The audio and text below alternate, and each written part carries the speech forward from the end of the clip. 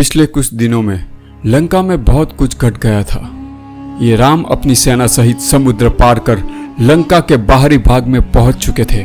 रावण के छोटे भाई विभीषण रावण के निकाले जाने पर लंका छोड़ श्री राम के सहयोगी बन चुके थे। रावण के लिए सबसे बड़ा खतरा विभीषण ही था, क्योंकि वो रावण के सारे गुप्त भेद जानते थे। श्री राम की तरफ से संधि की आखिरी कोशिश हो चुकी थी। बाली पुत्र अंगद लंका के दरबार में श्री राम का दूत बनकर आया था। उसने रावण के सभा में सबको अपना पैर हिलाने की चुनौती दे डाली थी, लेकिन कोई उसकी चुनौती पूरी नहीं कर पाया था, मेघनाद भी नहीं। इसी बात से चिंतित मेघनाद अपने कक्ष में तेजी से चहलकदमी कर रहा था। तभी वहां सुलोचना आई। तो क्या बात है स्वामी, बहुत चिंतित दिखाई दे रहे हो?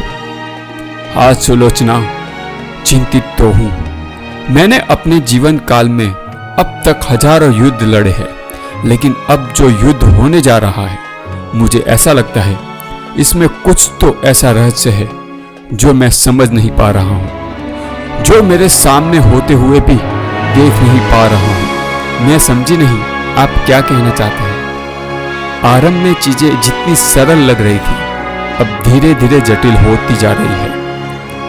पिताजी राम और लक्ष्मण को साधारण वनवासी समझ रहे हैं, सोच रहे हैं उनके साथ वनों में उछल कूद करने वाले वानरों की पलटन है, वह हमारा क्या बिगाड़ लेगी। हमारी जीत सुनिश्चित है। मगर अब क्या स्वामी? पहला आश्चर्य तो यही है, उन्होंने इतने बड़े समुद्र पर 5 दिनों में सेतु तैयार कर दिया। फिर उनके केवल 2 वानर योद्धा लंका आए और दोनों ने ही हम राक्षसों को हमारी वास्तविकता दिखा दी। ना हम हनुमान से लंका बचा पाए और ना ही अंगद का पैर हिला पाए, लेकिन पिताजी के आसपास वाले चापलूसी दरबारी अभी भी उन्हें यही सिखा रहे हैं कि दुश्मन हमारे सामने कुछ नहीं। मगर ऐसा नहीं है सुलोचना। जिस तरह से लंका पर शिकंजा कसा जा रहा है, वो सिद्ध करता है कि यह शत्रु कोई साधारण मनुष्य नहीं है। सुलोचना, तो फिर ये कौन है स्वामी?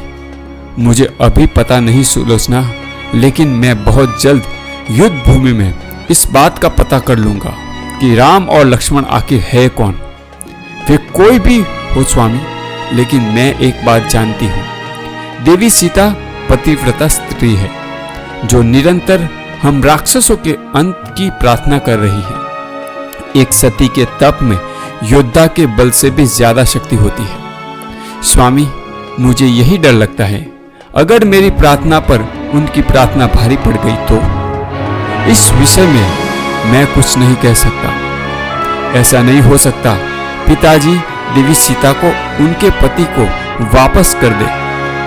किसी की पत्नी को जबरन उठाकर ले आना धर्म सम्मत नहीं है स्वामी। ये बात पिताजी को माता ने, विभीषण काका ने और कुछ मंत्रियों ने भी समझाई थी, लेकिन वे मानने को तैयार ही नहीं हुए। और अब बात बहुत आगे बढ़ चुकी है। यह युद्ध होना तो तय ही है।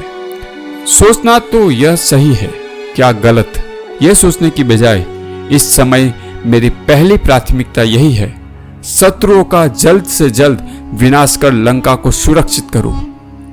अगली सुबह श्री राम और रावण का युद्ध आरंभ हो चुका था। दोनों तरफ के योद्धा तूफानी लहरों की तरह एक दूसरे से भिड़ रहे थे। योद्धाओं की चीख पुकार से लंका का आसमान गूंज रहा था। कहीं रक्त की नदियां बह रही थी, तो कहीं कटे हुए हाथ पैर और सिर हवा में उड़ रहे थे। धरती ने ऐसा भयानक रक्तपात पहले कभी नहीं देखा था। रावण के बल पर वानरों का जोश भारी था। हनुमान, लक्ष्मण, अंगद, नल, नील सभी अपने शस्त्रों से राक्षसों को काट रहे थे। तरक्षा भी वानरों को उठा उठाकर पटक रहे थे। श्री राम और लक्ष्मण अपने दिव्यास्त्रों का संधान कर रावण के बलशाली योद्धाओं को समाप्त कर रहे थे। उनके द्वारा छोड़े गए अग्निबाणों से रावण की सेना पर जलते अंगारे बरस रहे थे। पहले दिन राक्षसों पर वानर भारी पड़ गए। तब रावण ने अपने सबसे शक्तिशाली योद्धा मेघनाद को युद्ध क्षेत्र में जाने की आजादी दी। मेघनाद, उस राम ने हमारे बहुत से बलशाली योद्धा को समाप्त कर दिया है। तुम युद्ध भूमि में जाओ और युद्ध शीघ्र अंत कर युद्ध को समाप्त करो। मेघनाद मेघों की तरह गरजता हुआ अपने अस्त्र शस्त्र लेकर युद्ध भूमि की ओर चल पड़ा। उनके नेतृत्व संभालते ही राक्षसी पूरे जोश से श्री राम की सेना पर प्रहार करने लगे।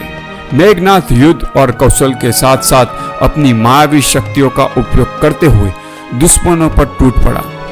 कभी वह अदृश्य होकर वार करता तो कभी रूप बदलकर। इस तरह सबसे छुपकर वो सब पर घात लगाता रहा, मगर उसे कोई पकड़ नहीं पाया। मेघनाद के पास एक से बढ़कर एक दिव्यास्त्र थे। उनके वानरों पर ऐसे नाग बाण छोड़े जिनके सैकड़ों नाग सांप निकलकर इधर उधर भागने लगे, जिससे वानरों में बड़ी अफरा तफरी मच गई। हनुमान, अंगद और सुग्रीव दूसरी तरफ से मोर्चा संभाल रहे थे। मेघनाद की दृष्टि श्री राम पर थी। वो उन तक पहुंचकर उनकी हत्या कर एक ही बार में युद्ध समाप्त करना चाहता था, मगर लक्ष्मण के होते हुए ऐसा संभव नहीं था। मेघनाद किसी तूफान की तरह श्री राम की ओर बढ़ रहा था और रास्ते में आई हर बाधा को अपने शस्त्रों से काटता जा रहा था। तभी लक्ष्मण के घातक बाणों ने उसका रास्ता रोक दिया। लक्ष्मण से पहली बार मेघनाद आमना सामना हुआ। लक्ष्मण की आंखों में मेघनाद के लिए क्रोध की वैसी ही ज्वाला निकल रही थी जैसे शेषनाग की आंखों से निकलती थी, मगर मेघनाद लक्ष्मण के रूप में खड़े शेषनाग को पहचान नहीं पाया। मेघनाद, तेरी श्री राम तक पहुंचने की कोशिश बेकार जाएगी। तेरे जैसे पापी उनकी छाया तक भी नहीं पहुंच सकता। अभी के लिए तो मुझसे ही लिपट। ठीक है लक्ष्मण, पहले तुझे ही परलोक पहुंचा देता हूं। दोनों के बीच में भीषण युद्ध होने लगा। आसमान उनके बाणों से भर गया। हवा की गति रुक गई। चारों ओर अग्नि और सांपों की बारिश होने लगी। लक्ष्मण को हराना मेघनाद को असंभव जाना पड़ा। तब उनसे धनुष पर एक दिव्य शक्ति बाण का संधान किया और उसे लक्ष्मण पर छोड़ दिया। लक्ष्मण के सीने पर तीव्र शक्तिपात हुआ, जिससे वो बेहोश होकर धरती पर गिर पड़े। तभी वहां हनुमान और अंगद आ गए। इन्हें देखकर मेघनाद वहां से गायब हो गया। मेघनाद निश्चित था कि आज उसने लक्ष्मण का वध कर दिया है, क्योंकि उसके शक्तिपात से कोई नहीं बच सकता था। लक्ष्मण के बेहोश होने की खबर पूरी वानर सेना में फैल गई। श्री राम भी दौड़कर उनके पास आ गए। मेरे भाई लक्ष्मण, उठो, तुम्हें कुछ नहीं हो सकता। तब विभीषण ने कहा, मेघनाद ने लक्ष्मण जी को शक्तिपात लगाया प्रभु, उसकी शक्ति को सहना आसान नहीं। अभी लक्ष्मण मूर्छित हुए। यदि जल्दी से जल्दी शक्ति का असर समाप्त ना किया जाए तो कुछ भी अनर्थ हो सकता है। आप ही बताइए विभीषण जी, क्या उपाय है इसका? उपाय तो सिर्फ लंका के राजवेद सुषेण के पास है। यह सुनकर हनुमान जी तुरंत उठकर खड़े हुए। आप चिंता ना करो प्रभु, मैं शीघ्र ही लंका जाकर वेद सुषेण को लेकर आता हूँ। हनुमान जी उठकर लंका के वेद सुषेण के घर पहुंचे और उन्हें अपने साथ ले आए। लक्ष्मण पर भयंकर शक्तिपात हुआ है। अगर जल्द ही उन्हें संजीवनी बूटी ना दी गई तो उनका बचना मुश्किल है, मगर यह औषधि यहाँ नहीं मिलती। द्रोणाचल पर्वत की पहाड़ियों पर होती है। उसे आज रात से पहले यहाँ लाना होगा, तभी लक्ष्मण की जान बच सकती है। जड़ी बूटी की पहचान पूछकर तुरंत द्रोणाचल पर्वत की ओर उड़ चले और जल्द ही बूटी ले आए हनुमान जी, जिससे लक्ष्मण के प्राण बच गए। तब वानर सेना के जय घोष से लंका का आकाश गूंज गया। कुमार लक्ष्मण की जय, जय पवन सुत हनुमान की जय, जय श्री राम। वानर सेना के हुंकार मेघनाद के कानों में भी पड़ी। उस समय वो रावण को यही सूचना दे रहा था कि आज उसने लक्ष्मण का वध कर दिया है। जय घोष सुनकर दोनों समझ गए कि लक्ष्मण बच गए। आज भले ही वो बच गया लक्ष्मण, मगर देखना तेरा वध मैं ही करूंगा। उधर ठीक यही प्रतिज्ञा क्रोध से भरे लक्ष्मण ने भी दी। राम की सौगंध है, तेरा अभिमानी शीश मैं ही काटूंगा। दोनों वीर एक दूसरे के खून के प्यासे थे, लेकिन प्यास तो किसी एक की ही बुझनी थी, जिसका निर्णय अभी भविष्य ने अपने हाथों में रखा था। अगले एपिसोड में देखेंगे मेघनाथ और लक्ष्मण जी का प्रलयकारी युद्ध। श्री राम के परम भक्त हो तो कमेंट बॉक्स में जय श्री राम लिखना मत भूलिए।